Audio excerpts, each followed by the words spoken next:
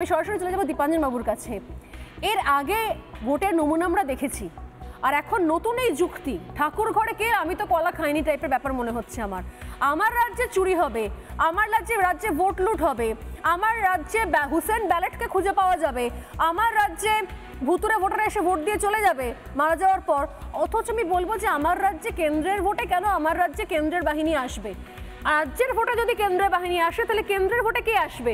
International কোনো force, নাকি রাজ্যের পুলিশ, নাকি তৃণমূলের ক্যাডার? দেখো স্বর্ণালী, সিরিয়াস আলোচনার আগে আমি একটা কথা বলি। আজ থেকে প্রায় 84 বছর আগে প্রথম প্রকাশিত হয়েছিল পাগলা দাশু, আমার অসম্ভব প্রিয় বই। এবং আমার মনে হয় স্বর্গ থেকে সুকুমার রায় আজ খুব খুশি হচ্ছেন যে এই বাংলার মাটিতে পাগলা দাশুর পিসির জন্ম হয়েছে। এই পাগলা দাশু ছাড়া এইসব কথা কেউ বলবে না, নেহাতি পাগলা দাশুর পিসি। আর ব্যাপারটা হচ্ছে, তরুণজ্যোতি বলতে পারবে, এই পিপলস রিপ্রেজেন্টেশন অ্যাক্টে সম্ভবত খুব পরিষ্কার মেনশন রয়েছে যে কোনো লুনাটিক যারা মেন্টালি চ্যালেঞ্জ তারা নির্বাচনে দাঁড়াতে পারে না। তবে এখন যদি কেউ পিআইএল ফাইল করে যে এই সমস্ত কথাবার্তা যিনি বলছেন, সম্ভবত উনি লুনাটিক বা মেন্টাল অ্যাসাইলামে যাওয়া উচিত। উনি কি করে নির্বাচনে দাঁড়াচ্ছেন? এবার coming back to serious discussion, Sitalkuchi নিয়ে আলোচনা হচ্ছে। এটা ভুলে গেছে, এরকম অডিও ভাইরাল তোমরাও করেছিলে। শীতলকুচির পরে মুখ্যমন্ত্রী ওখানকার একজন নেতাকে বলছিলেন বডিগুলোকে সামনে রাখবি, বডিগুলোকে নিয়ে আমরা কি করে করতে হয়, কি করতে হয় বলবো। সবাই জেনেছে, মানুষ ভুলে যায়। দেখো, আমি একটা কথা বিশ্বাস করি, আমি ডক্টরিন ভাষায় বলবো, সেন্ট্রাল ফোর্স যখন আসছে বাংলায় বা আসবে, তার প্রতি কটা ফোর্সের আসার জন্য প্রতি কটা টাকা কিন্তু আমরা দেই, করদাতা। এবং আমাদের গণতান্ত্রিক অধিকার, যেটা সংবিধান আমাদের দিয়েছে, কোনো রাজনৈতিক দল দেয়নি, এটা যদি কেন্দ্রীয় সরকারের প্রতিভূ বা কেন্দ্রীয় ইলেকশন কমিশনের প্রতিভূ হয়ে কেন্দ্রীয় বাহিনী সেটা যদি নিশ্চিত না করতে পারে, তাহলে এরকম কেন্দ্রীয় বাহিনীর দরকার নেই।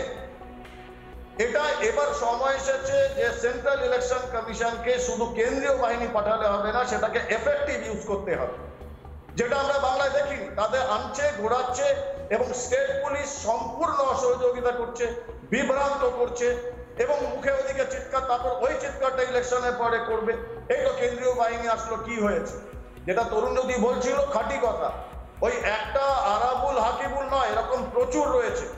অ্যাজ প্রিভেন্টিভ অ্যাকশন এদের 15 দিন আগে তুলুন, ও সায়নী ঘোষ 15 দিন আগে কিরকম ভাবে ভোট হবে বুঝে যাবে।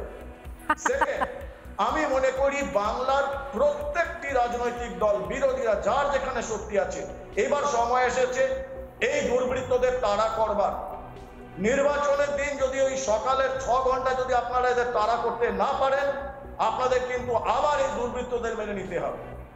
এবং এই যারা তাড়া করবে তাদের সাহায্য করা উচিত কেন্দ্রীয় বাহিনীর, কারণ গণতান্ত্রিক অধিকার রক্ষার জন্য মানুষকে এবার রাস্তায় নামতে হবে, মানুষ তাড়া করবে।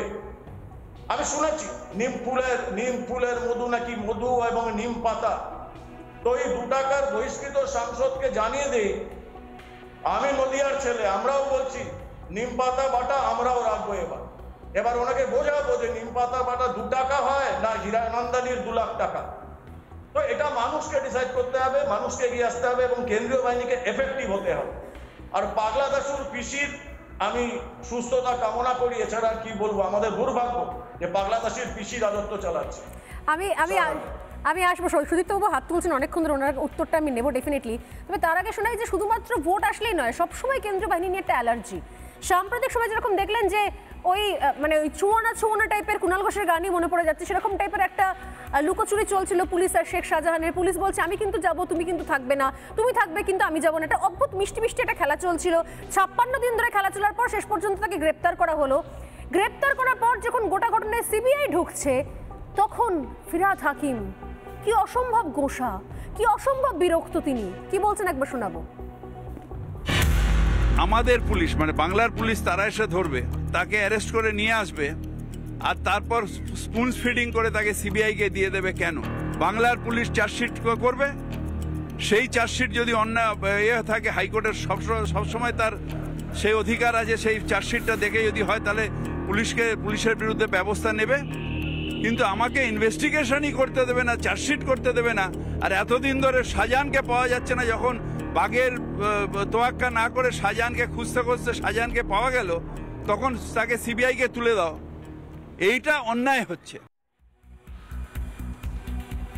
প্রত্যেক ক্ষেত্রে একটা যেন কেন্দ্রীয় বাহিনী নিয়ে একটা অ্যালার্জি, একটা আতঙ্ক সব ক্ষেত্রে সব সময়। কেন সুদীপ্ত বাবু? তার কারণ হচ্ছে কেন্দ্রীয় সংস্থাগুলো আমরা দেখতে পেয়েছি যে 2014-এর পর আস্তে আস্তে কিভাবে কেন্দ্রীয় সংস্থা আজকে বিজেপির ক্যাডারে পরিণত হয়েছে। কারণ আজকে এটা অস্বীকার করা যায় না যে আজকে বিজেপির কোনো সাংগঠনিক স্ট্রেংথ নেই, তাকে কেন্দ্রীয় বাহিনীর ওপর ভরসা করে ইলেকশনে নামতে হয়েছে। কিছুক্ষণ আগে বিশ্লেষকও যেরকমভাবে বলল, কারণ 2021-এর ইলেকশনে কেন্দ্র বাহিনী ছিল, মানে ভায়োলেন্স গুলো আপনারা দেখতে পান না? না, এই কেন্দ্র বাহিনী ছিল। রাজ্য পুলিশ ধরতে পারে না, রাজ্য পুলিশ চোর ধরতে পারে, চাল চোর, ডাল চোর, রাস্তা চোর, চাকরি চোর, একে ধরতে পারে রাজ্য পুলিশ। তাহলে কি করে হবে? আপনি বলছেন ভোটের উন্নয়ন 2021-এ আপনাদের সামনে এই সম্মুখে 1071 কোম্পানি কেন্দ্র বাহিনী বাংলায় মোতায়েন ছিল। সেই জায়গাতে দাঁড়িয়ে 215টি আসন তৃণমূল কংগ্রেসের পক্ষে মানুষ ভোট দিয়ে জিতিয়েছে। তাহলে 2015-তে যেই কেন্দ্রীয় বাহিনী এসছে তাদের ব্যর্থতা, নির্বাচন কমিশন সেন্ট্রাল গভর্নমেন্টের কলকাতা পুলিশ রাজ্য পুলিশ ভোট করতে পারলো না কেন? আপনাদের যদি মানুষের ভোটে আপনারা নির্বাচিত হন, তাহলে আধা সামরিক বাহিনী কেন্দ্রের সরকারের যদি দালাল হয়, তাহলে 21-এ জিতলেন কি করে? এটা তো সঠিক উত্তর দিন। অথবা পুরসভা পঞ্চায়েতে আপনারা রাজ্য পুলিশে এত খুন হলো কেন? পঞ্চায়েতে এত খুন হলো কেন? এই কারণেই তো আমাদের রাজ্য পুলিশ রাস্তা নেই। আপনাদের ছাপ্পা মারতে দিতে হবে, নাহলে ভাই সিপিএম গভর্নমেন্ট ছাপ্পা মেরে যেতে দিই, আপনাদের মতন ছাপ্পা মেরে তো সরকার চালাচ্ছে। ব্রেকিং নিউজে নজর রাখছি, যতই ইডি সিবিআই তে আপত্তি থাক কিন্তু কোনোভাবেই আটকানো যাচ্ছে না। এই মুহূর্তের ব্রেকিং নিউজে নজর রাখছি, এক সেকেন্ড, যতই ইডি সিবিআই তে আপত্তি থাক কোনোভাবেই ইডি সিবিআই কে দূরে রাখা যাচ্ছে না। ইডির ওপর হামলার তদন্তে ফের সন্দেশখালীতে সিবিআই। এই মুহূর্তে শাহজাহানের ভাই আলমগীরকে নোটিশ, শাহজাহান ঘনিষ্ঠ আক্তার মিয়ার বাড়িতে এই মুহূর্তে সিবিআই। আক্তারকে কাল তলব সিবিআই এর, কারণ এর আগে বারবার করে বলা হয়েছে কখনো সিরাজ, কখনো আলমগীর, আর এবার শাহজাহান ঘনিষ্ঠ আক্তার মিয়া। লম্বা গ্যাং, দীর্ঘদিন ধরে যারা সন্দেশখালীর কন্ট্রোল নিজের হাতে রেখে দিয়েছিল, পুলিশ এদের একজনের নামও জানতে পারেনি। এখন সিবিআই ঢোকার পর সিরাজের নাম জানতে পারা যাচ্ছে, আলমগীরের নাম জানতে পারা যাচ্ছে, এখন আমি দেখছি আক্তার মিয়া যার বাড়িতে সিবিআই পৌঁছে গিয়েছে। তরুণজ্যোতি কি বলবেন? না, এটা নিয়েই পরে আসছি। আগে দাদা বলছেন অনেক কথা। দেখো, সেন্ট্রাল ফোর্স নাকি বিজেপির হয়ে কাজ করছে, উনি হিসাব দিচ্ছিলেন না 2016 যা ভোট পার্সেন্টেজ ছিল তার থেকে 21-এ বেড়েছে। বিজেপির হয়ে কাজ করার পর আমাদের ভোট পার্সেন্টেজ বেড়ে গেল। অদ্ভুত, তাই না? একটা অদ্ভুত জিনিস দেখো, ওনারা বলছেন, মানে ওনাদের অভিযোগ যে বিজেপি, দাদা মাঝখানে ডিস্টার্ব করেনি, ওনারা মাঝখানে করেনি ডিস্টার্ব। ওনার একটা বরাবর অভিযোগ হচ্ছে বিজেপি নাকি এই এজেন্সিকে দিয়ে কাজ করে, আমাদের সংগঠন নেই। আচ্ছা, 2019-এর ইলেকশনের পর না ব্যারাকপুরের এসপি পাল্টে গেছিলো, পুরুলিয়ার এসপি পাল্টে গেছিলো, বাঁকুড়া, আসানসোল এলাকার পুলিশ অফিসাররা বদলি হয়ে গেছিলো। কেন বলতো? কারণ তৃণমূল ওখানে ভোটে হেরেছিল। ভোটে হারার জন্য ওদের কোনো নেতাকে জবাবদিহি করতে হয়নি, হয়েছিল পুলিশকে। এবং লাস্ট একটা ছোট্ট এক্সাম্পল, ছোট্ট পশ্চিমবঙ্গের এতগুলো মিউনিসিপ্যালিটি, তার মধ্যে মাত্র একটা মিউনিসিপ্যালিটি বামেরা জিতেছিল, তাহিরপুর। একটা মাত্র ছিল তাহিরপুর। তাহিরপুর কেন জিতলো? তার জন্য ওখানকার ওসি বদলি হয়ে গেল।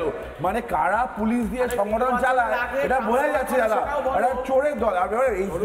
আরেকটা কথা দাদা বারবার বলো, এখনো সেই কেস লড়ছে ঝালদার তপন কান্দু। কাউকে ছাড়েন না আপনারা, যাদেরকে বলেন 0, 0, মাইনাস তাদেরকেও ছাড়েন না। তপন কান্দুকেও ছাড়েননি, 0, 0, মাইনাস বলে তাদেরকেও ছাড়েননি, কাউকে ছাড়ে না তৃণমূল কংগ্রেস।